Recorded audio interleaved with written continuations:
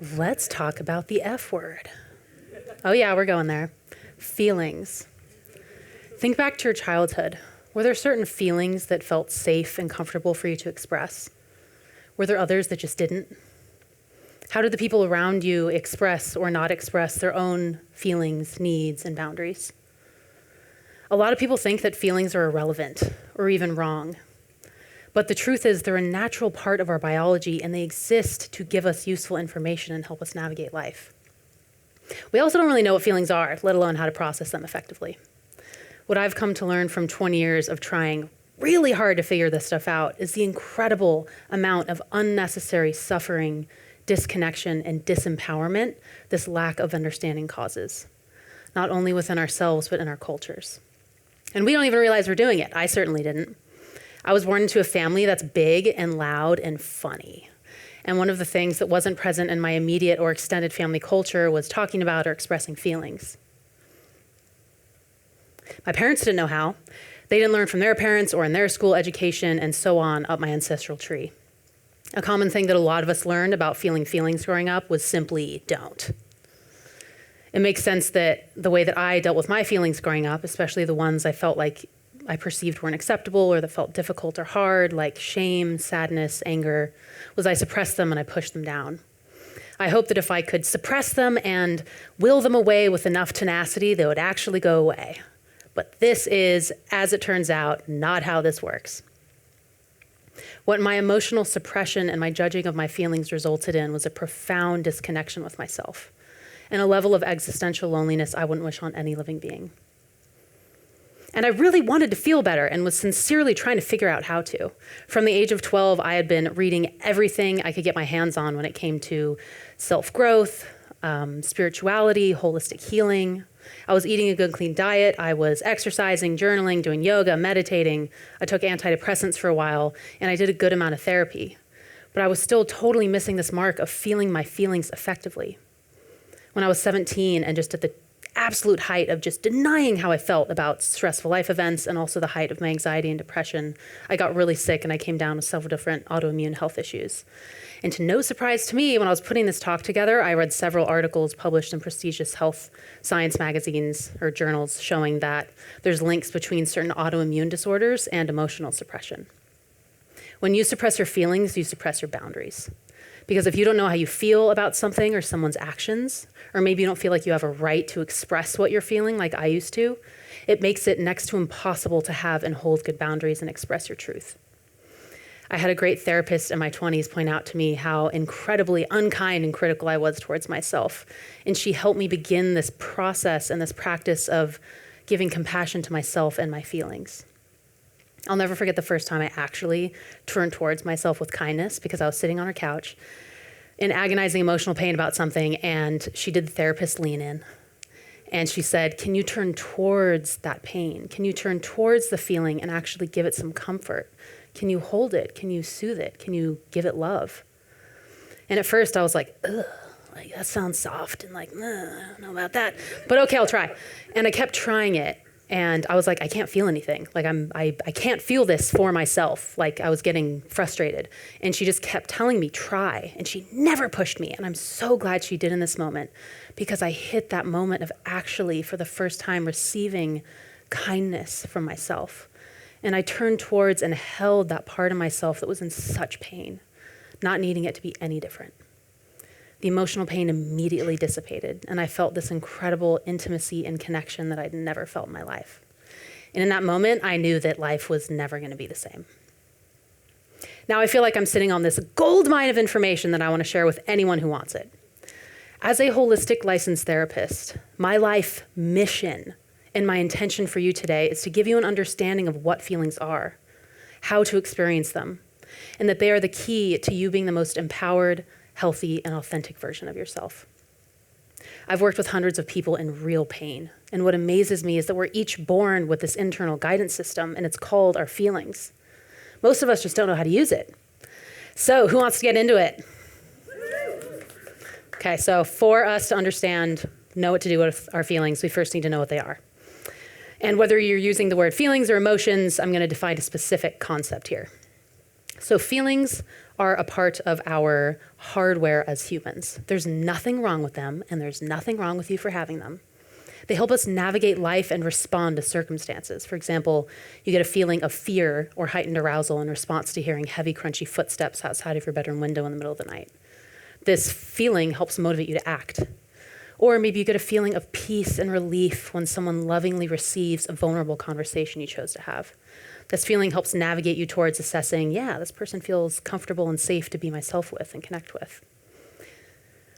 Now there's this huge, delicious rabbit hole we could go down when it comes to defining what feelings are and how they function in terms of neuroscience and developmental biology of the brain and the unconscious mind, and I absolutely adore nerding out in this direction, but we just don't have time.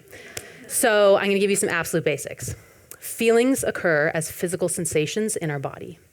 They are only and always ever happening right now. Our gateway to connecting with them is in our body and in the present moment.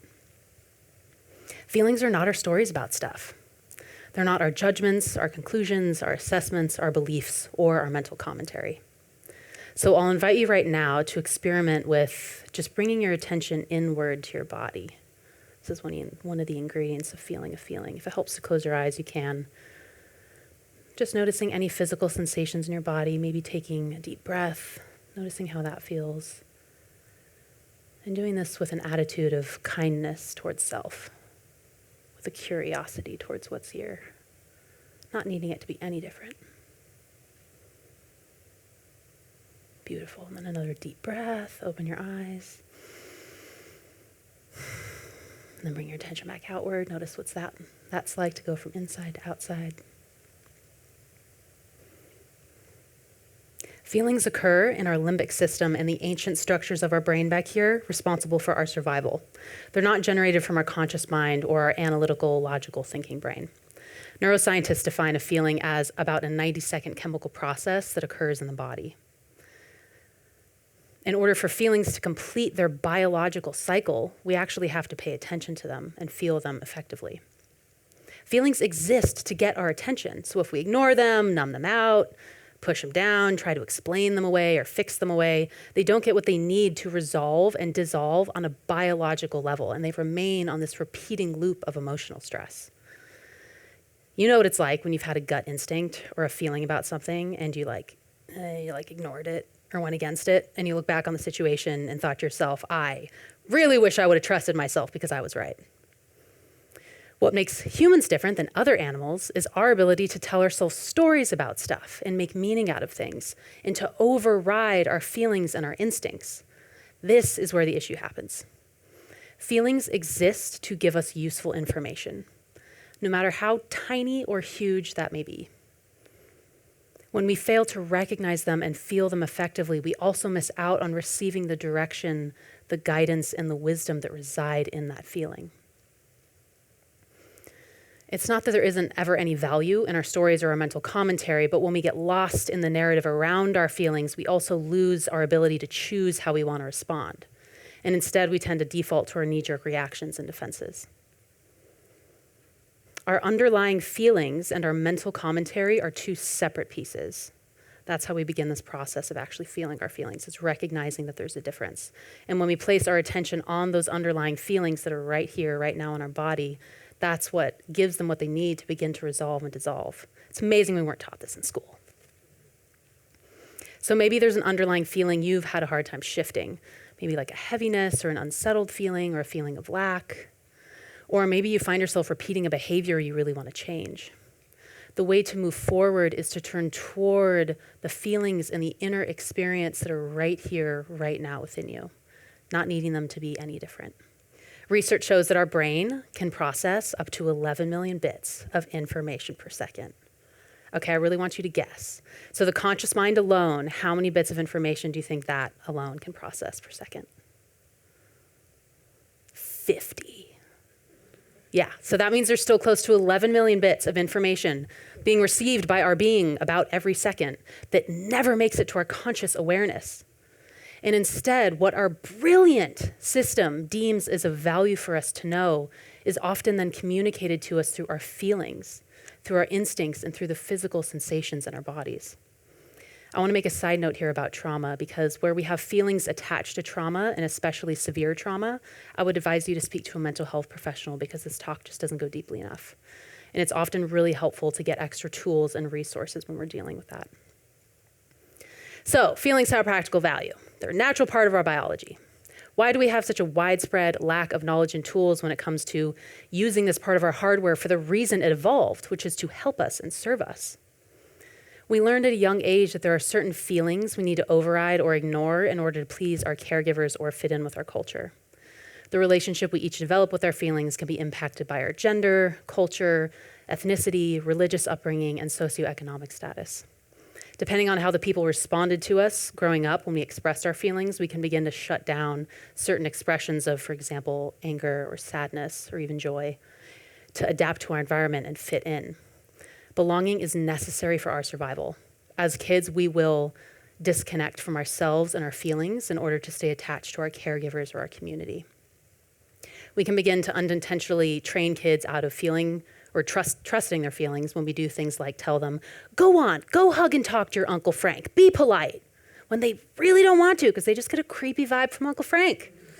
Or how about the great advice given to a boy who's dealing with anger or not anger, fear or sadness to man up and be strong. Or that girls should be nice and agreeable. Maybe she doesn't agree, or even want to be nice for that matter. We also can't selectively suppress feelings. If we suppress our anger or our grief, we also suppress our capacity for joy. When we tamp down one emotion, we suppress our entire instinctual feeling system. It's never too late to relearn how to feel in an empowering way. Yes. So how do we do this? How do we feel in a way that's effective and helps the feelings actually serve their purpose? Feeling a feeling involves bringing our attention to what it feels like physically in our body and becoming aware of the story and the thoughts and the narrative we have around it.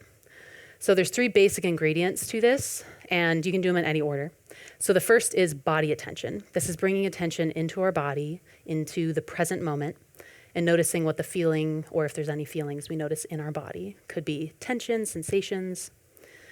The second is mindful awareness. So this is where we're noticing all of our thoughts, where we go into stories about stuff. And we're really viewing all of these things in our whole experience from a place of non-judgmental kindness. And that in and of itself can be really hard, which is fine because we're human and we all judge ourselves sometimes. So give yourself a break when you find yourself like, oh, I'm not feeling good enough or feeling properly. Like all of it is perfect. Whatever is coming up for you in the moment is perfect and nothing needs to be different. The third step is compassionate holding. This is where we turn towards our experience with kindness. So it's like holding your feeling with your attention, kind of softening, opening your heart to your feeling, showing it kindness. And again, if this is something that you feel numb to or that doesn't feel natural, that's totally okay and totally normal. I think about it like we're taking the stance of being the unconditionally loving parent towards ourselves. And if that's something you've never experienced, that's totally fine. That's not a requirement. This is actually a skill we develop with ourselves. So I'll guide you through these so you can get like a sense for what it actually looks like. So if you feel like playing with me, you can close your eyes or just kind of relax your gaze downwards again. And we'll just start with another deep breath. And noticing what it's like to have the intention of not needing anything to be different. If that's easy or hard. And either way, bringing acceptance to that. We can always bring acceptance to exactly what's here, even if it's resistance. Good. And then we'll go into the next step, which this may have already happened already, which is perfect. We start thinking about stuff. We go into stories. We go into narratives. So here, we're actually not trying to change any of that. We're simply observing it and becoming aware of what's here, becoming aware of our story, becoming aware of the tendency that the human mind has to figure things out, fix things, judge things, label them as good or bad, do something with them. A good guided action to ask yourself here is, what am I telling myself? What am I believing? Is there anyone I'm blaming? Again, noticing this without judgment. And our first step, which I'll bring back because I forgot to say it, When we're feeling our feeling, a good question to ask yourself is, how is this feeling making itself known in my body right now? Or are there any feelings making themselves known in my body right now? And then we'll move into the third step, which is compassionate holding. This is where and if you just need to imagine it first, that's perfect. Just imagining being that unconditionally loving parent towards your experience, exactly what is here right now, exactly what you're feeling. If you're feeling confused or numb, that's a feeling too. Holding that with a compassionate attention. An action we can take in this step is to simply say hi to the feeling. Or if it's something that seems to come up a lot for you, hi, old friend. Humor is always good. And when our mind goes back into thoughts, stories, trying to manage things, figure them out, taking a deep breath, acknowledging that, nothing wrong with that. It's just your brain being a brain, and bringing your attention back to those feelings in your body and holding them with your attention. Not needing them to be any different, any more, or any less. Beautiful. Then another deep breath. You can open your eyes. And then just kind of look around the room and mentally name 3 things. Helps us come back into the room. I'll invite you to practice this the next time maybe you're driving and people are driving how they drive, or you're in line at the coffee shop behind someone who's making a ridiculous order and you really have to be somewhere. Or maybe the next time you're about to have an important conversation with someone, or the next time you're in the middle of a conversation that's getting difficult, or the next time after a conversation that you feel riled up about. Maybe the next time you feel like that tendency to want to numb out, just do this first. It can be really helpful. And I'll leave us with reimagining what our world could look like if kids were taught this growing up, if you were taught this skill growing up, if your grandparents were. Recognizing that when we practice empathy and compassion and acceptance with ourselves, that directly correlates to our ability to practice those with other people. Thank you.